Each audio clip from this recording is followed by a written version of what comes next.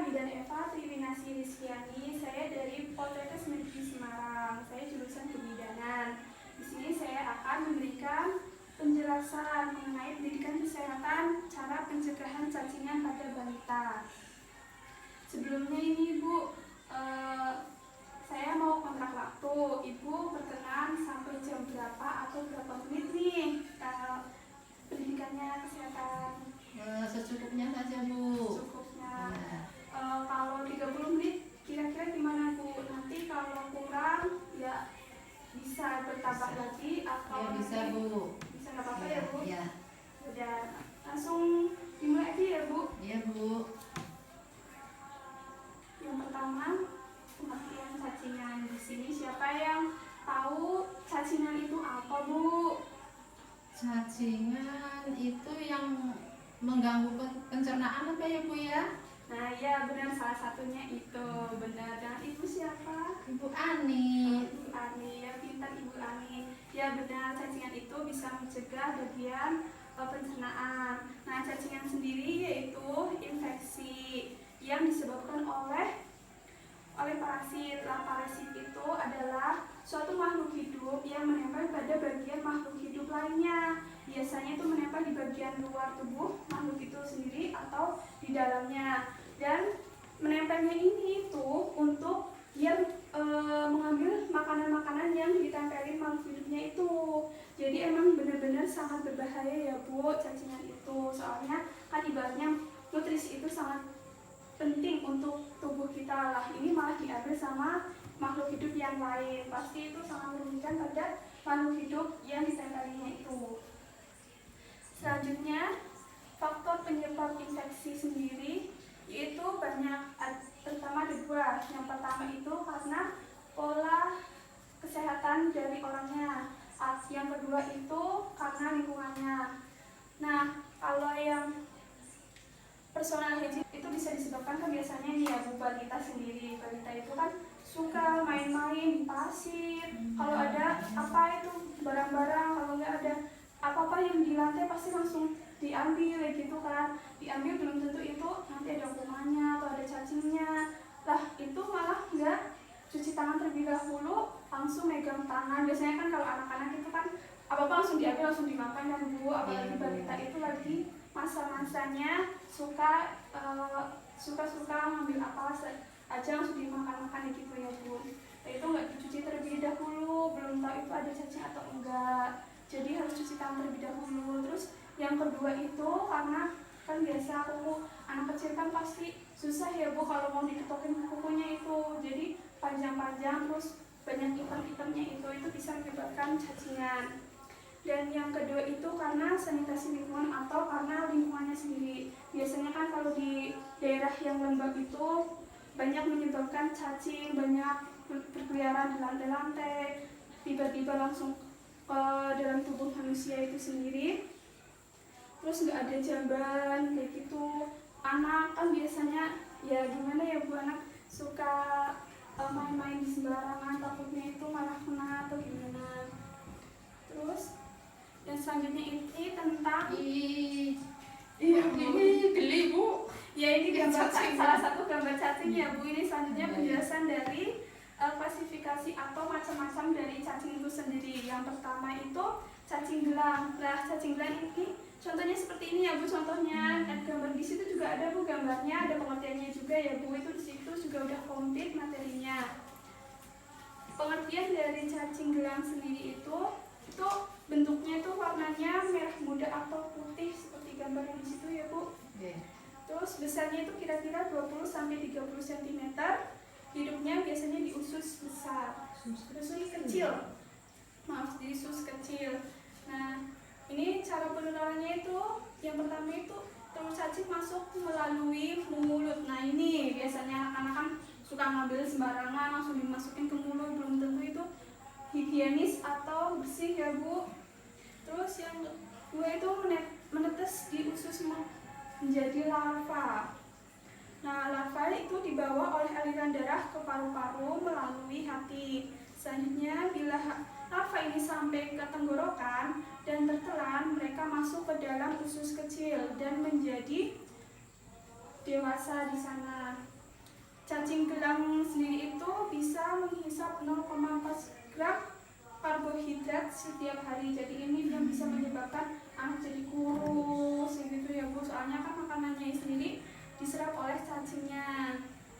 Nah yang kedua itu cacing cambuk. Warnanya itu merah muda atau abu-abu. Nah, seperti di gambar di situ Bu. Besarnya itu sekitar 3-5 cm. Hidupnya biasanya di usus besar.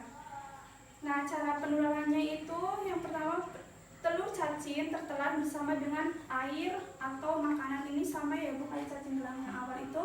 Yang kedua itu langsung menetes di usus kecil dan tinggal di usus besar. Yang selanjutnya telur cacing keluar melalui kotoran, dan jika telur ini tertelan teruslah siklus ini. Jadi muter-muter seperti itu ya Bu. Jadi kalau udah keluar di lingkungan, nanti anak atau siapa nggak cuci tangan terlebih dahulu, langsung apapun dimasukkan ke mulut, itu biasanya cacing ini masuk lagi ke usus besar, langsung keluar, masuk lagi ke usus besar, keluar lagi, seperti itu terus ya Bu. Selanjutnya itu yang ketiga cacing tambang. Nah cacing tambang sendiri itu warnanya merah nih. Biasanya itu cacing tambang itu terdapat di kaki, soalnya kan kayak di lumpur-lumpur apa kayak gitu Bu. Itu biasanya banyak, dan ini kecil-kecil ya Bu, seperti gambar yang di situ Bu. Nah besarnya itu kira-kira 8-13 mm. Hidupnya di usus kecil. Nah cara penularannya sendiri, awalnya itu larva menembus kulit kaki nih, ya biasa di bawah kaki kan, soalnya biasanya kan kalau ya kita seperti kita hidup biasa pasti banyak petani. Nah itu penularannya bisa melalui lumpur-lumpur. Biasanya kan petani kan nggak pakai sendal, langsung aja ke lumpur. Nah itu bisa menyebabkan cacingan. Dan kalau sama anak-anak itu kan biasa kan anak-anak lari ke sana kemari, itu nggak pakai sendal, itu bisa menyebabkan cacingnya masuk ke dalam bawah kaki itu. Selanjutnya melalui saluran darah, larva dibawa ke paru-paru dan menyebabkan bintik-bintik, batuk-batuk.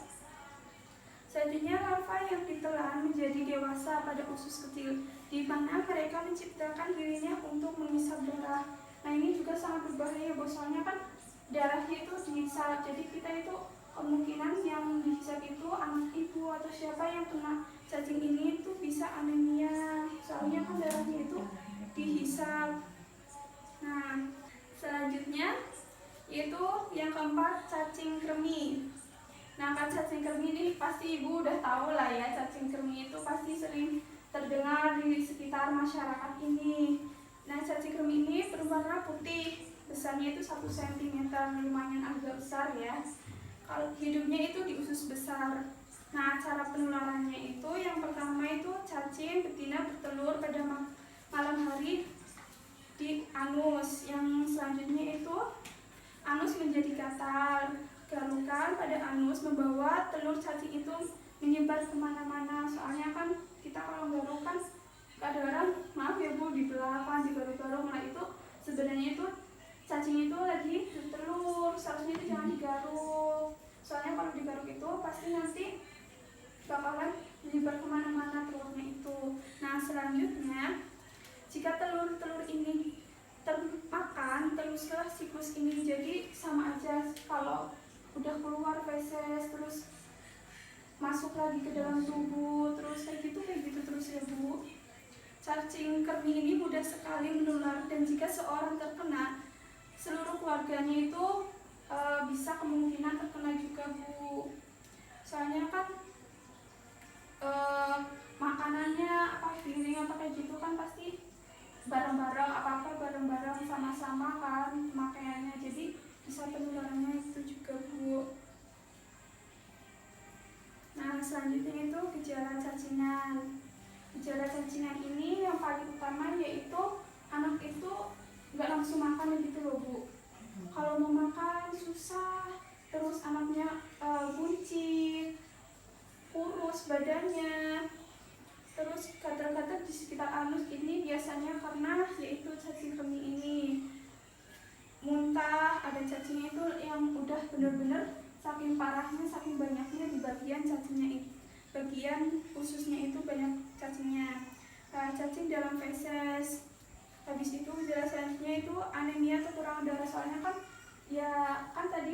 dijelasin dari awal kan Bu, kalau cacing itu kan menempel di bagian tubuh orang itu untuk mengambil nutrisi-nutrisi. Nah, termasuk darah ini juga diambil, jadinya bisa menyebabkan anemia, penyumbatan usus itu. Nah, jika pada anak itu biasanya ciri-cirinya itu anaknya susah makan, pucat, batuk-batuk, biasanya tubuh makin kurus serta perut membuncit ya Bu, karena kan kekurangan protein yang disebabkan itu karena makanannya itu dimakan oleh cacing itu tersendiri. Nah, selanjutnya materinya itu pencegahan cacingan. Nah, pencegahan cacingnya sendiri itu ada sekitar 10 ya Bu. Yang pertama itu mandikan anak 2 kali sehari menggunakan air sabun atau menggunakan sabun, ya kalau bisa itu sabunnya sabun cair ya Bu, jangan sabun batang. Kalau sabun batang kan biasanya itu kalau udah dipegang bisa itu belum tentu kumannya itu menempel gitu Bu. Jadi kalau bisa itu pakai sabun cair dan menggunakan air yang bersih ya Bu. Yang kedua, jangan biarkan kuku anak memanjang, soalnya kalau kukunya memanjang pasti banyak item-itemnya, nanti malah itu bisa buat cacing sembunyi di kuku itu. Yang ketiga, biasakan anak untuk cuci tangan terlebih dahulu setelah memegang benda atau sebelum makan. Jadi harus benar-benar cuci tangan terlebih dahulu biar kalau mau makan itu udah bersih ya Bu, nggak kotor.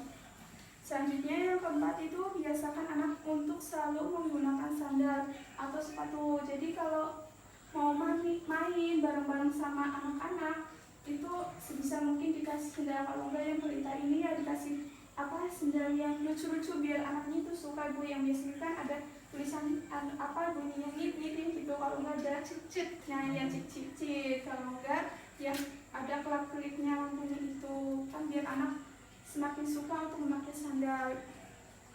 Selanjutnya yang kelima itu bila ingin makan sayuran mentah itu atau buah-buahan, cucilah terlebih dahulu menggunakan sabun. Sabunnya itu pakai sabun cuci yang cair itu nggak apa-apa Bu, bisa kan ada kan yang khusus juga buat sabun cuci dan sabun buah sendiri juga bisa ya Bu. Selanjutnya keenam itu gunakan air yang sudah dimasak untuk minum dan menyikat gigi, soalnya kan kalau udah dimasak pasti kan kuman-kuman cacing, larva-larva cacing itu pasti udah mati, soalnya kan kena suhu yang sangat panas. Nah, kalau belum dicuci atau kalau belum dimasak terlebih dahulu bisa juga itu larvanya itu belum tentu yang kelihatan besar-besar loh Bu, jadi ada yang kecil-kecil juga bisa nggak terlihat kan, jadinya kalau langsung diminum itu bisa menyebabkan cacingnya itu masuk ke dalam tubuh. Nah, selanjutnya itu yang ketujuh itu beri anak pengertian agar tidak memasukkan jarinya ke dalam mulut. Ya seperti yang kalau kayak gitu kan nggak tahu kan tangannya itu habis pegang apa, kalau enggak kan biasanya kalau lagi menyusu sama kita kan kadang-kadang gaul-gaul kemana ke tubuh kita kan Bu, itu belum tentu tubuh kita itu higienis. Nah, selanjutnya itu lakukan toilet training atau caranya itu kayak pelatihan, kalau udah pipis itu langsung dilatih ke kamar mandi gitu, kalau enggak dikasih waktu kayak gitu, biasanya jam segini pipis atau BAB itu kayak di tangsang kayak gitu loh Bu, biar pipis, dan itu pipisnya diajarin untuk di kamar mandi atau tidak di sembarang tempat gitu. Nah, selanjutnya yang ke-9 itu pelihara kebersihan lingkungan baik di dalam maupun halaman rumah agar bersih selalu, apalagi kan anak-anak main kemana-mana itu sebisa mungkin harus dibersihkan ya Bu. Nah, yang ke-10 yang terakhir itu ini yang biasanya pemerintah atau tenaga medis itu atau tenaga kesehatan seperti saya itu memberikan penjelasan mengenai pemberian obat cacing minimal itu 6 bulan sekali, kalau enggak ya 1 tahun sekali. Yang penting itu memberikan obat cacing kepada balita agar cacingan itu tidak terjadi ya Bu, soalnya kan kasihan kalau cacingan terjadi pada anak-anak jadi nafsu makannya kurang, nanti malah daya pertumbuhannya, terus daya ingatnya, kecerdasannya bisa terganggu ya Bu. Nah ini sudah selesai ya Bu penjelasan dari saya. Sebelum ini ada yang mau ditanyakan Bu? Ini Bu, misalkan ya anak apa gejalanya mesti misalkan gejala-gejala itu tadi gejalanya yaitu gatal-gatal ya Bu ya. Itu gatal-gatalnya apa khusus di anus atau di badan Bu? Nah biasanya itu gatal-gatalnya di bagian anus ya Bu. Oh begitu. Ya seperti yang dijelaskan yang tadi itu. Jangan digaruk ya Bu ya. Ya jangan digaruk, soalnya kan itu kalau digaruk itu kan biasanya itu apalagi bertelurnya itu kan biasanya kalau gatal itu pasti di malam hari kan Bu. Iya. Nah itu lagi bertelur itu, soalnya lagi bertelur, jadi jangan sampai digaruk entah mana dibawa kemana-mana malah semakin banyak cacinya itu. Biasanya anak kecil itu refleksi ya. Nah iya begitu sebenarnya itu.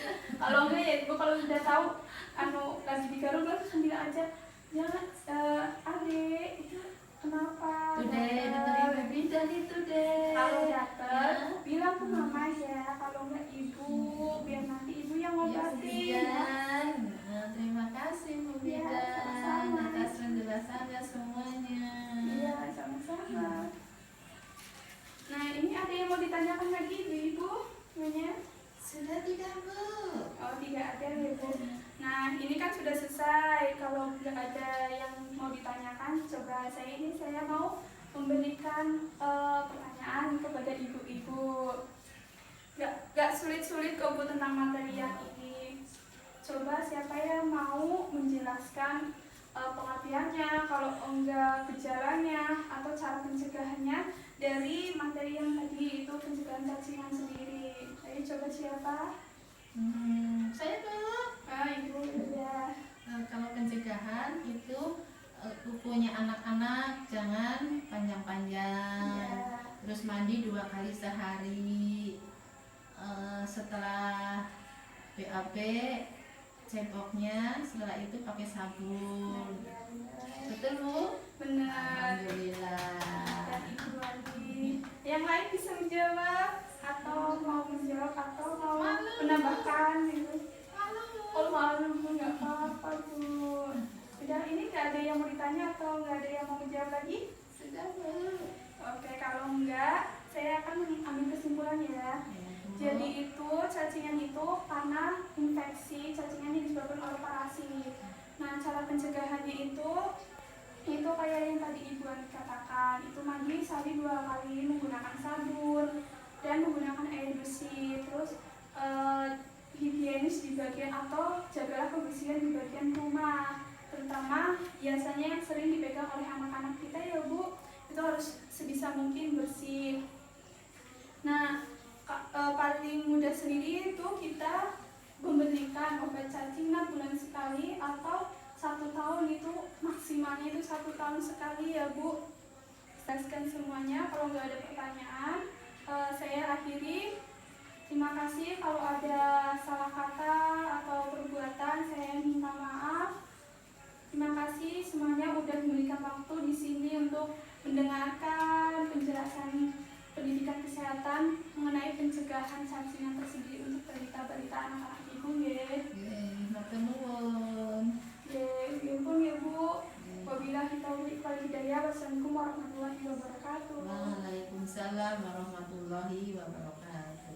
Dadah. Tanya